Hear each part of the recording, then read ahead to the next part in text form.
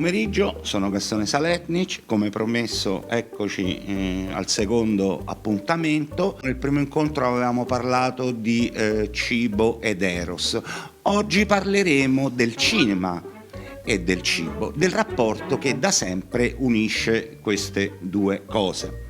Il cibo è da sempre protagonista del cinema italiano. Ha rappresentato la fame, ha raccontato la convivialità, ha messo a fuoco la storica arte di arrangiarsi di un popolo unico.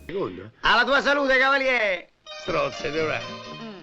La cultura non solo gastronomica di un paese in cui la cucina tendenzialmente esprime più che altrove il luogo degli affetti, dei desideri, dell'opulenza, delle speranze, degli anni difficili e di quelli facili. Insomma, ha in qualche modo fotografato decennio dopo decennio la vita e la storia del nostro paese. C'è un legame forte che da sempre unisce cibo e cinema. Questo perché molti dei nostri grandi sceneggiatori, dei nostri grandi autori, dei nostri grandi registi erano dei veri e propri gourmet, erano appassionati di cucina. Ma cerchiamo di orientarci e di capire quando, da un punto di vista cronologico, nasce questo rapporto.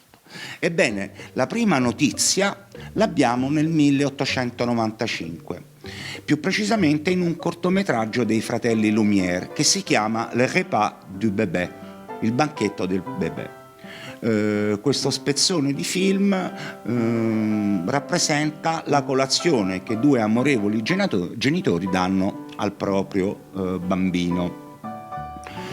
Da lì in poi sarà un susseguirsi di pellicole, penso non soltanto a quelle italiane ma penso a quelle straniere, di Charlie Chaplin è un classico, i pranzi di Stanley e Olio sono un classico. Io capolavoro, costole di vitello al sugo.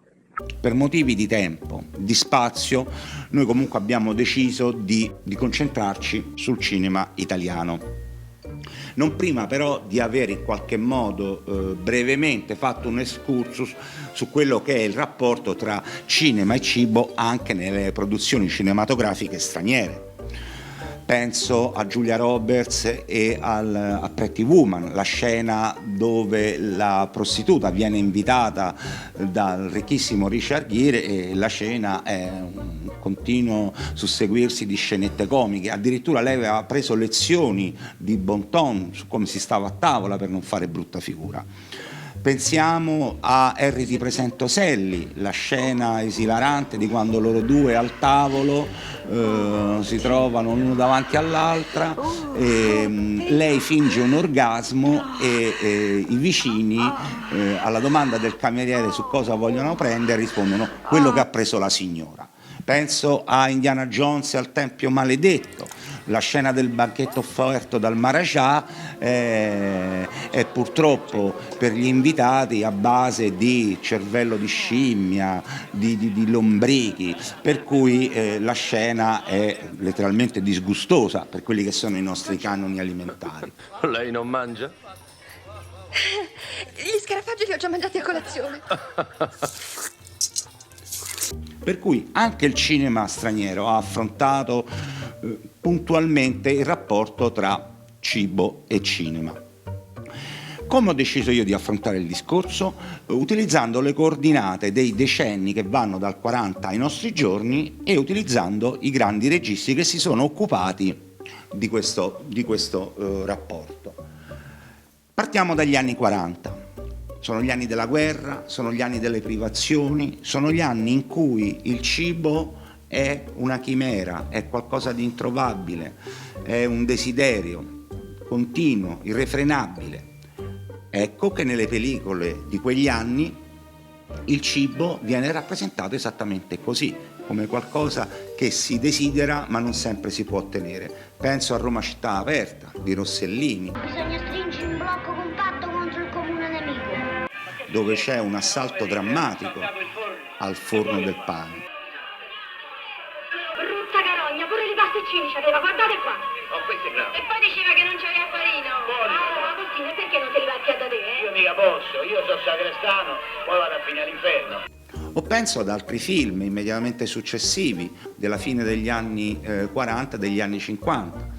Gli anni 50 sono gli anni in cui è ancora vivo il ricordo della fame e dei patimenti. Ecco allora che in molte delle pellicole questo patimento viene rappresentato. Penso ad esempio a Una vita difficile con Alberto Sordi e Lea Massari. E qual è il suo pensiero sulla crisi del cinema? Crisi del cinema è crisi di idee. Non ci sono più idee, non ci sono più scrittori. La scena incriminata è quella della cena organizzata da alcuni nobili per aspettare la fine delle votazioni e l'esito del referendum. I due poveri, e tra parentesi di sinistra, Alberto Sordi e Lea Massari, vengono invitati, non per altro, ma perché chi li ha invitati ha ricevuto l'ordine di chiamare altre persone perché sono 13 a tavola, anche l'aspetto scaramantico. Non mi dite che avete già mangiato, eh? Chi gli ha detto che abbiamo già mangiato? No, stavamo andando in trattoria proprio adesso. Benissimo, allora venite con me. Dove? Andiamo su dai rustichelli, mangiamo un boccone, beviamo una coppa di champagne e intanto sentiamo i risultati del referendum. L'esito della scena è divertente e grottesco. La monarchia perde, la Repubblica vince, i nobili che avevano organizzato questo banchetto lasciano la spicciolata e rattristati la tavola per lasciare i due increduli invitati, Alberto Sordi e Lea Massari, che invece continuano a godere di questa ospitalità. Potrà più strappargli la vittoria. Che facciamo? Ce ne dobbiamo andare? Della consultazione Sì, mangiamo e poi ce ne andiamo. Il governo ecco, brava, mangiamo. interamente garantito. Altro film molto indicativo è Tutti a casa di Comencini.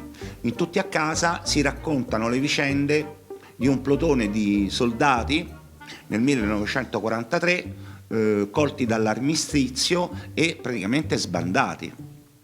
Durante tutte le loro peregrinazioni, le loro rocambolesche peregrinazioni, il cibo è sempre una costante. Due sono le scene, diciamo, più emblematiche. La prima è quella che in qualche modo ci accompagna un po' durante tutto il film. Uno dei protagonisti, il geniere Ceccarelli, ha ricevuto l'ordine di portare una valigia dal suo comando ad un colonnello a Napoli.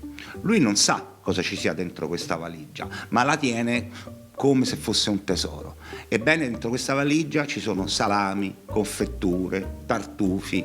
La valigia, come potete ben immaginare, non arriverà mai a destinazione e verrà saccheggiata, letteralmente saccheggiata, dai commilitoni del geniere Ceccarelli. Altra scena è quando alcuni dei protagonisti si trovano in una casa, sono in abiti borghesi, devono sfuggire ai nazisti e ai fascisti che li cercano, si nascondono. Arriva l'ora di cena e viene servita una polenta. Questa è una cosa che ancora si usa. Si stende la polenta e al centro si mette il condimento. Nel caso specifico il condimento era rappresentato da un'unica e singola salsiccia. Questo per farci capire le ristrettezze, le privazioni che in qualche modo definivano quel periodo. Alla fine vincerà il nonno, perché gli altri si distrarranno e il nonno riuscirà a prendere l'unica salsiccia. Per cui abbiamo già alcuni grandi registi che si cimentano in questo argomento. Gli anni 50, dicevamo, sono gli anni sì del patimento, ma sono gli anni in cui gli italiani cominciano in qualche modo a riappropriarsi della loro normalità, della loro vita. Ci sono decine e decine di scene in cui si vedono i romani che lungo la Cristoforo Colombo con macchine traboccanti di cibo vanno a Ossia, vanno al mare. Ecco lì che in spiaggia noi vediamo recipienti ricolmi di maccheroni con sugo, melanzane alla parmigiana, ogni ben di Dio. Questo in qualche modo ci fa capire quanto poi il cibo sia ancora qualcosa di anelato, di desiderabile, di non così scontato. Non ci dimentichiamo che la guerra era finita solo qualche anno prima. Per cui sì, è vero, comincia a sentirci un po' di benessere, ma è ancora ben vivo il ricordo dei patimenti. Ecco lì che nel film, per esempio, Miseria e nobiltà, la scena finale ci racconta di un Totò e della sua famiglia che si mangiano i maccheroni addirittura infilandosi nelle tasche, oltre che in bocca. Questo per farci capire quanto ancora il cibo sia sinonimo di appagamento, di qualcosa che riempie, di qualcosa che non solo ci dà nutrimento, ma che ci appaga da un punto di vista psicologico. Sono gli anni anche in cui cambiano i modelli di riferimento, i modelli culturali. Penso a Un americano a Roma, penso soprattutto alla celebre scena in cui Nando Merigoni, detto l'americano, Gli americani sono forti. Mazza, americani. schifando tutto ciò che appartiene alla cultura italiana, decide di mangiare il latte, la mostarda e quant'altro. Questo perché ormai i modelli americani, dalla musica al cinema, hanno invaso il nostro paese. L'esito è scontato. Questo lo diamo al topo, con questo ci ammazziamo le cimici, con quello non so che cosa, e lui si riappropria delle sue tradizioni, cioè dei maccheroni, che in quel caso sono degli spaghetti. Per cui è una fase di passaggio, è una fase che in qualche modo indica che si passa dalla povertà più totale a un certo tipo di benessere.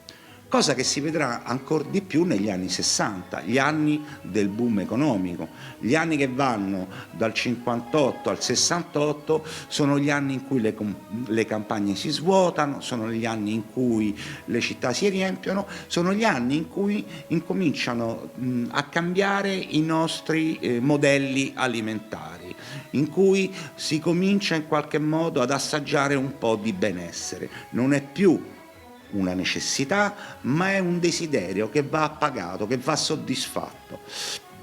Eccolo là che ci troviamo, per esempio, davanti a registi come Fellini, dove attraverso il cibo si racconta il cambiamento che la nostra società sta vivendo. Penso ad Amarcord. È giusta di sale? Sì, nonno. Gina, portagliene un po' anche al nonno, dai.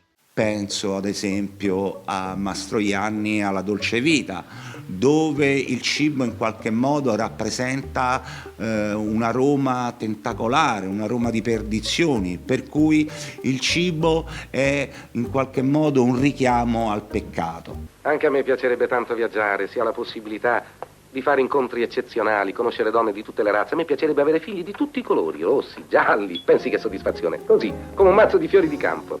Vedete come cambiano i canoni narrativi con cui si affronta il discorso cinema e cibo. A questo punto voglio darvi una chicca, una piccola curiosità, che è quella dei cestini. Gli anni 60 sono gli anni di Cinecittà, sono gli anni delle grandi produzioni straniere negli studios di Cinecittà, sono gli anni dei cestini. Quante volte vi sarà capitato di vedere, a un certo punto, le riprese del film vengono interrotte perché è arrivata l'ora della pausa pranzo. Arrivavano questi cestini, si chiamavano cestinari, quelli che li portavano, e dalla bontà del contenuto di questi cestini poteva dipendere l'esito di un film. Ora si chiama catering e il modo in cui vengono confezionati si chiama packaging. Vedete come cambia anche la terminologia. Le malelingue, a proposito dei cestini, ci raccontano un aneddoto. Ci dicono che Alberto Sordi, noto per la sua avarizia, fosse solito nascondersi e mettere da parte 3 o 4 di questi cestini per portarseli a casa e poi mangiarseli la sera. Voi tutti sapete comunque che le malelingue dicevano di Alberto Sordi che fosse davvero molto molto avaro. Per cui anche nelle produzioni cinematografiche il cibo quello davvero consumato, è qualcosa di presente. Abbiamo detto grandi registi, abbiamo parlato di Rossellini, di Comencini, di Fellini. Altri grandi maestri riprendono il discorso del cinema e del cibo. Penso a Monicelli, nei suoi soliti ignoti, anche quello degli anni 50, in cui dei ladri improvvisati e abbastanza così pasticcioni si introducono in un appartamento e invece di svuotarlo, derubando tutto ciò che c'è di valore, finiscono per buttare giù un tramezzo che divide il salone dalla cucina e finiscono tutti seduti a tavola a mangiare pasta e ceci. Per cui Monicelli pure lo ritroveremo tante altre volte. Abbiamo detto gli anni 60 sono gli anni del benessere, del boom economico, e il cibo perde piano piano col suo aspetto di rarità che in qualche modo lo aveva definito negli anni precedenti. È il boom. Questo andazzo in qualche modo si rimarca ancora di più negli anni 70, dove il cibo diventa il simbolo della nevrosi e dei contrasti sociali che in quel momento stanno attraversando il nostro paese. Sono gli anni in cui un grande maestro del cinema italiano, nonché grande gourmet, si occupa di cibo, e penso ad Ettore Scola. Qua i titoli sarebbero tantissimi, ne cito 2 su tutti.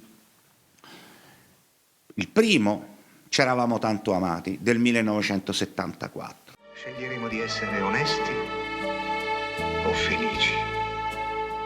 Il film racconta di 3 amici, più Stefania Sandrelli. Gli amici sono Antonio, Gianni e Nicola, Nino Manfredi nello specifico, Stefano Sattaflores e Gassman. La loro storia di amicizia, la loro storia di contrasti, ruota attorno a una trattoria, il famoso re da mezza porzione. Tutti per uno per tutti. Ah, Vinello, ah, re della mezza porzione, ah, tempi già vissuti. Non solo la loro storia, ma la storia di tanti personaggi, che sono poi i personaggi che popolavano la Roma dall'immediato dopoguerra, fin dall'immediato dopoguerra, agli anni 70. Ecco, tutto il film ruota attorno al cibo. Tra parentesi, altre scene ci riportano alla tavola di un altro dei protagonisti, il grande Aldo Fabrizi, di cui parleremo dopo, un palazzinaro che per la fine dei cantieri è solito far atterrare su una tavola imbandita piena di operai una porchetta che poi viene sporzionata e mangiata. Sempre di Ettore Scola è un episodio di un altro grande film, I Nuovi Mostri.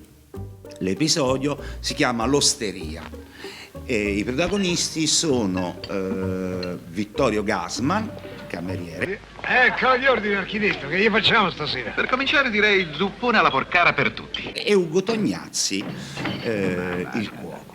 Ecco, il cibo in qualche modo rappresenta in questo episodio le spaccature che in questo momento segnano il nostro paese. Da una parte una tavolata di radical chic, nobili, coloro che ce l'hanno fatta. C'è chi scrive con Montanelli, c'è chi fa l'ingegnere, chi fa l'architetto, e loro, alla ricerca di sapori ormai perduti, vanno in un posto, in una bettolaccia che non ha nulla di buono, se non il cameriere e il cuoco, che a un certo punto però si mettono a litigare. In questa rissa nella cucina vola di tutto: scarpe, bicchieri, farina, pezzi di carne, di tutto. I rumori però vengono fraintesi, i rumori che vengono dalla cucina vengono interpretati dai commensali, dai nobili, dai radical chic come un lavoro fatto, espresso in quel momento proprio per deliziare i loro palati. Per cui da una parte sostanzialmente 2 morti di fame e dall'altra invece una tavolata di ricchi che non si renderanno per nulla conto di come poi questo zuppone che loro hanno ordinato, lo zuppone alla porcara, viene poi preparato. Se no credo non se lo sarebbero mangiato. Secondo cosa abbiamo? Ascolta, dico. Polipo stracinato, accetti di trippa, bollito alla scarpara, salsicce frangolate. Gli anni 70, dicevamo, sono non soltanto gli anni delle fratture sociali, gli anni di piombo, gli anni del terrorismo, ma sono anche gli anni in cui nasce un filone cinematografico tipicamente italiano, che neanche a farla sposta si chiama spaghetti western. Non c'è bisogno di andare nei deserti dell'Arizona. Tutti i film, penso a Sergio Leone o ad altri film, li girano tra Cinecittà e i deserti dell'Almeria in Spagna. Si passa dallo spaghetto a un trionfo di fagioli e pancetta. Tutti voi ricorderete, lo chiamavano Trinità e continuavano a chiamarlo Trinità. Ci sono due scene che hanno in qualche modo segnato la fanciullezza di tutti noi, di tutti quelli della nostra generazione, cioè la famosa mangiata della fagiolata, dove Terence Hill, seduto a un tavolo, si mangia sano da solo una padella di fagioli. A questo proposito c'è un aneddoto. Pare che per rendere più veritiera e credibile questa scena, Terence Hill sia stato messo a stecchetto per 24 ore. Eccolo là che al momento del ciak si è mangiato anche il tavolino. Così come continuavano a chiamarlo Trinità, ci sono due scene famose, una delle quali vede i due protagonisti recarsi in un ristorante stile francese, ma comportarsi come due perfetti cowboy senza arte né parte. Gli anni 70. Abbiamo visto che gli spaghetti western rappresentano un filone che ha un successo incredibile, non soltanto in Italia ma in tutto il mondo. Penso a Sergio Leone, per dirne una. Ed è poi il primo caso in cui il nome di un piatto dà il nome ad un genere di un film. Spaghetti western, non era mai successo. Gli anni 70, come dicevamo, sono gli anni di piombo, gli anni dell'angoscia, dei contrasti sociali. Verso la fine di questo decennio, sulla scena cinematografica e anche nella nostra vita sociale appaiono due protagonisti: i nuovi cibi esotici e stranieri e la dieta. Anche per questi due nuovi protagonisti il cinema la fa da padrone e se ne occupa. Penso in modo particolare a due film, uno del 78 dove va in vacanza e ha un episodio che si chiama Vacanze intelligenti, e penso a Fantozzi contro tutti del 1980. Questi due film affrontano il problema della dieta. Soprattutto il primo, con Alberto Sordi e Anna Longhi, ci rappresentano da una parte le nuove generazioni, i figli di questi due fruttaroli a cui è stato organizzato appunto una vacanza intelligente e una dieta. Loro fruttaroli che lavorano ai mercati generali sono costretti a cibarsi di cose assolutamente insulse per i loro canoni gastronomici, la carota bollita, l'insalatina, insomma per loro è un incubo che finirà quando i due ormai stanchi da questo regime alimentare tremendo decidono di contravvenire agli ordini dei figli di andare in un ristorante e di mangiarsi l'impossibile.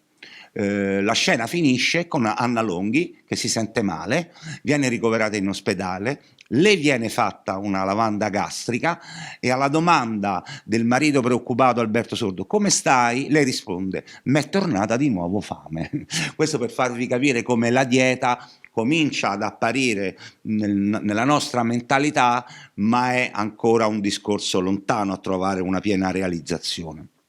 Un altro film a cui ho fatto accenno poc'anzi è appunto Fantozzi contro tutti. 3 mesi dopo, Fantozzi, di fronte all'immagine dell'inizio di un tragico declino fisico, decise di dimagrire. Di Neri Parenti, 1980. Anche il corpulento Fantozzi viene obbligato dalla moglie a fare una dieta. Verrà rinchiuso, imprigionato nella clinica del dottor Birkermeier, che lo sottoporrà a delle vessazioni, a delle torture indicibili. E sto libro, senti sto libro, queste sono greche, sai? Grechi! Continueremo questo discorso sugli anni '80 che comunque sono interessanti, parleremo di Verdone, di Moretti, della Sacher Torte e compagnia cantante nel prossimo incontro. Se vi è piaciuto questo video e se il relatore è stato all'altezza, io vi invito a mettere un like e a iscrivervi al canale. Spero di vedervi la prossima volta. Buon pomeriggio a tutti.